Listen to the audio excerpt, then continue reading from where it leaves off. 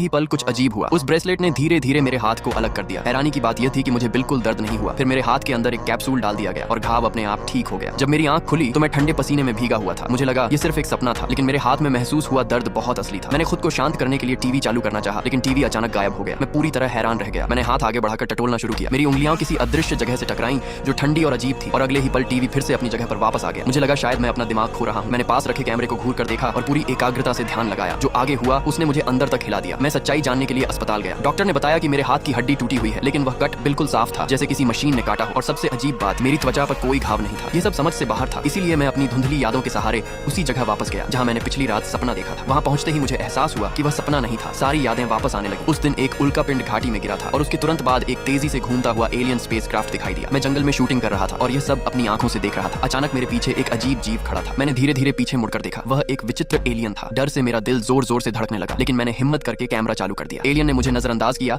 और बिना पीछे देखे चला गया। मैं संभल कर भागने लगा। तभी अचानक एक तेज नीली रोशनी चमकी और सब कुछ अंधेरा हो गया। मैं तुरंत बेहोश हो गया। जब होश आया तो मैंने खुद को एक लकड़ी के केबिन में पाया। मेरे पास एक बूढ़ा आदमी और एक लड़की बैठे थे। सामने दो एलियन खड़े थे और वे उस लड़की पर कोई प्रयोग कर रहे थे। ब्रेसलेट की मदद से उन्होंने उसका हाथ भी दो हिस्सों में अलग कर दिया। उसी पल मुझे समझ आ गया, ये वही प्रक्रिया थी जो मेरे साथ हुई थी। ये एक ऐसा उपकरण था जिससे एलियन इंसानों को ट्रैक करते हैं। हम सभी चुने हुए लोग थे। एलियनों ने एक ट्रांसलेटर के जरिए बताया कि वे पृथ्वी पर ब्रह्मांड के रहस्यों को जानने आए हैं। उनके लिए इंसानों का भगवान ही सबकी उत्पत्ति की कुंजी था। तभी अचानक बाहर कुछ हथियारबंद लोग आ गए। बूढ़ा आदमी हथियार उठाकर बाहर भागा, लेकिन गोली की आवाज गूंजी और वह जमीन पर गिर पड़ा। लड़की उसे बचाने दौड़ी, लेकिन उसे भी बेरहमी से मार दिया गया। वे लोग सबको खत्म करना चाहते थे। इसी गंभीर पल में एलियनों के मार्गदर्शन में मैंने अपनी सुपर पावर को नियंत्रित करना सीख लिया। बाहर से गोलियों की बौछार हो रही थी। मैंने तुरंत अपनी शक्ति से एक समानांतर पैरेलल दुनिया बना दी, जिसमें समय लगभग रुक गया था। मैं तेजी से दरवाजे तक पहुंचा और बूढ़े आदमी और लड़की को उस पैरेलल स्पेस में खींच लिया। एलियनों ने अपनी रहस्यमयी शक्ति से दोनों को फिर से जीवित कर दिया।